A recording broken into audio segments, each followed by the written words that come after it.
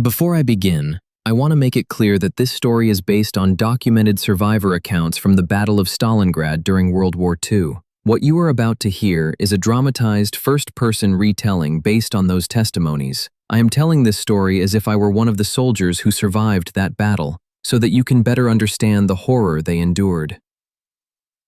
I still remember the day I arrived in Stalingrad. Even now, the memories refuse to leave me. When our train finally stopped outside the city, I expected war. I expected gunfire. I expected explosions. But nothing could have prepared me for what I saw. The city was dying. Buildings burned across the horizon. Black smoke covered the sky. Entire neighborhoods had been reduced to rubble. The streets were littered with broken bricks, shattered glass, and bodies. Some of the dead were soldiers. Some were civilians, men, women, even children. At first, I tried not to look, but after a while, there was nowhere else to look. Death surrounded us. The first lesson I learned in Stalingrad was that nowhere was safe. Not the streets, not the factories, not even underground. A man could be standing beside you one moment and disappear the next. A sniper's bullet, an artillery shell, a collapsing wall. Death came without warning, and it never stopped. At night, the city sounded like hell itself. Gunfire echoed endlessly through the darkness. Explosions shook the ground. Men screamed for medics. Others cried for their mothers. Some prayed. Some cursed. Most of those voices eventually vanished. And every morning, new bodies appeared in the streets. Then winter arrived, and that was when the true nightmare began. The cold was unlike anything I had ever experienced. It cut through my uniform. It cut through my boots. It felt as if it was slicing directly into my bones. Some mornings I woke up unable to feel my fingers. Other mornings, I could no longer feel my feet. Food became scarce. Then it became nearly impossible to find. Some days I survived on a small piece of bread. Other days, I received nothing at all. The hunger never left. It followed me everywhere. When I was awake, when I was asleep, even in my dreams. One morning, I saw something that still haunts me. A soldier was leaning against a wall. At first, I thought he was resting. I almost walked past him, but something felt wrong. When I got closer, I realized he was dead, frozen solid, still standing upright. His eyes were open. His rifle still hung from his shoulder. For a moment, I couldn't move. I couldn't breathe. It looked as though time itself had stopped and left him trapped forever. That was the day I realized something. Stalingrad was no longer a city. It had become a graveyard, and we were all living inside it. As the weeks passed, I stopped counting the dead. At first, every death shocked me.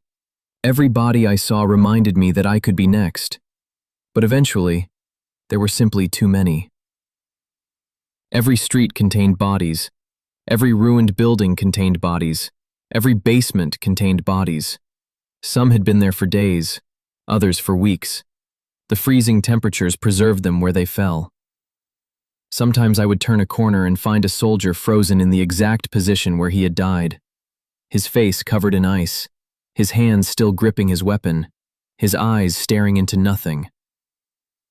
After a while, the dead became part of the city, and that realization frightened me more than anything else, because it meant I was becoming used to it, used to death, used to suffering, used to seeing things no human being should ever have to see. One evening, my unit found shelter in the basement of a shattered apartment building.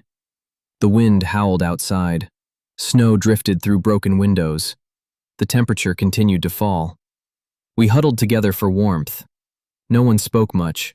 Everyone was exhausted. Everyone was hungry. Everyone was afraid. That night, I remember listening to the breathing of the men around me. Some whispered prayers. Others quietly spoke about home, about wives, about children, about families they hoped to see again. I remember doing the same. I thought about my parents. I thought about my childhood. I thought about warm summer days that suddenly felt like memories from another lifetime. At some point, I fell asleep. When morning came, something felt wrong. The basement was too quiet. I looked around. One soldier wasn't moving. Then another. Then another. 3 men had frozen to death during the night.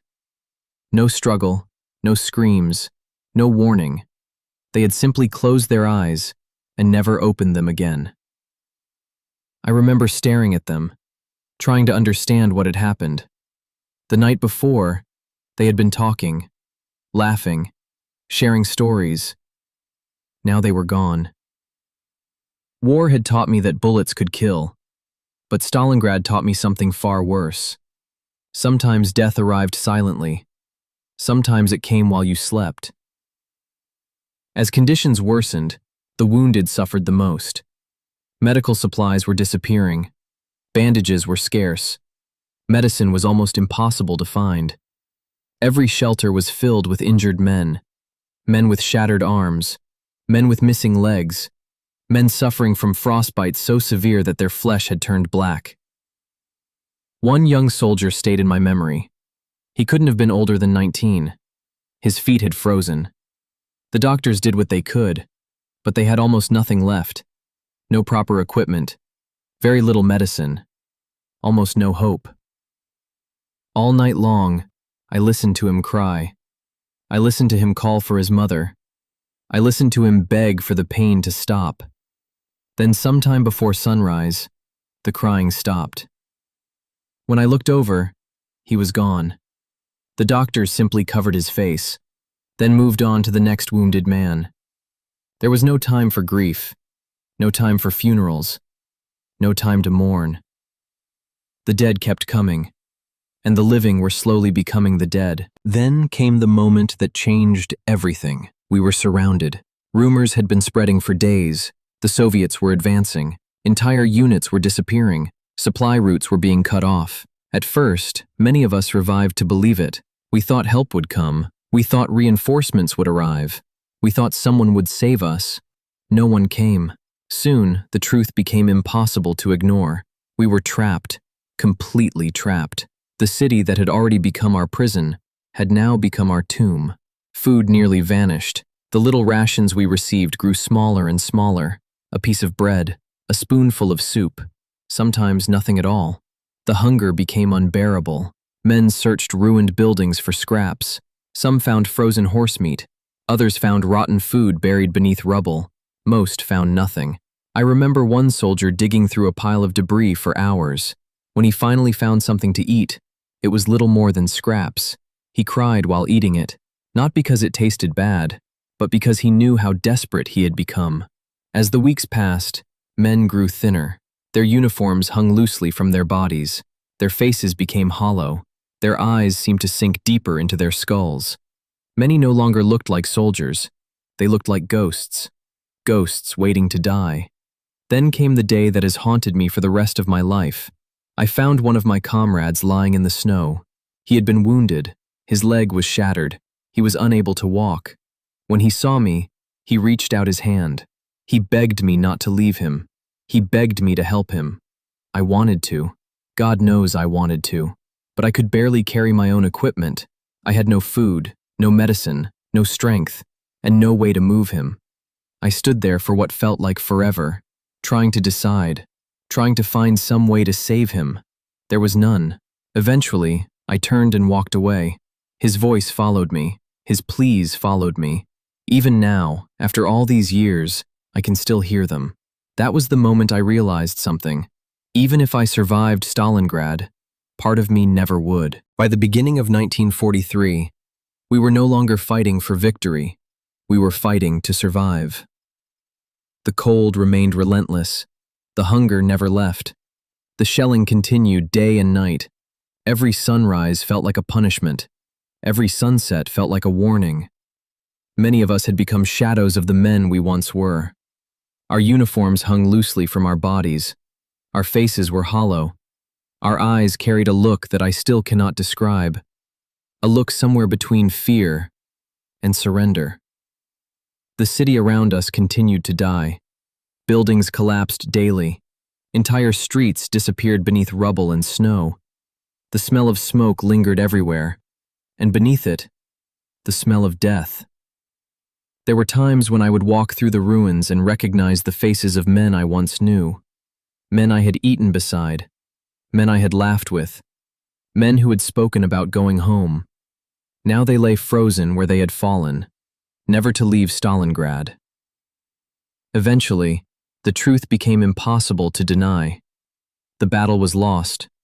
We all knew it, even those who refused to say it aloud. There would be no great rescue, no miracle, no last-minute salvation. Only survival, if survival was still possible. I remember sitting in a ruined building one evening. Snow drifted through a shattered window. The wind howled outside. Around me sat a handful of soldiers. No one spoke. No one moved. We simply stared into the darkness. It was then that I realized something. The enemy was no longer just outside the city. The enemy was inside us. Hunger, cold, fear, hopelessness. Those things were killing us just as surely as bullets. And there was no escape from them. Then the end finally came. The fighting slowed. The gunfire became less frequent. The battle that had consumed so many lives was finally reaching its conclusion. When I walked through the city for the last time, it no longer looked like a place where people had lived. It looked like the end of the world. Ruined buildings stretched in every direction. Twisted metal protruded from the snow. Bodies remained scattered among the rubble. The city had become one giant graveyard, and I knew many of the men buried there. When I finally left Stalingrad, I turned back one last time. Smoke drifted across the horizon. Snow blew through the empty streets. For a moment, everything was silent. Years passed, then decades. I built a life. I raised a family. I tried to move forward, but some memories never leave. I still remember the frozen soldier standing against the wall. I still remember the young man crying for his mother. I still remember the friend I left behind in the snow. And I still remember the faces of those who never made it home. Sometimes I hear their voices. Sometimes I see their faces in my dreams. Sometimes I wake in the middle of the night, and for a brief moment, I am back in Stalingrad, back in the cold, back in the ruins, back among the dead. Those memories never truly disappear. They simply wait. People often talk about Stalingrad as one of the greatest battles in history. They discuss generals, strategies, victories, defeats. But that is not what I remember. I remember the men. I remember the suffering. I remember the hunger. I remember the fear. And I remember the countless lives consumed by that frozen city. If there is one thing I learned from Stalingrad, it is this. War does not care who is right. War does not care who is wrong. War only takes, and sometimes it takes everything. This story was a dramatized first-person retelling based on documented survivor accounts from the Battle of Stalingrad. Though the narration was told as if I experienced it myself, the events described were inspired by the real suffering endured by countless soldiers and civilians during one of the deadliest battles in human history. May we never forget them.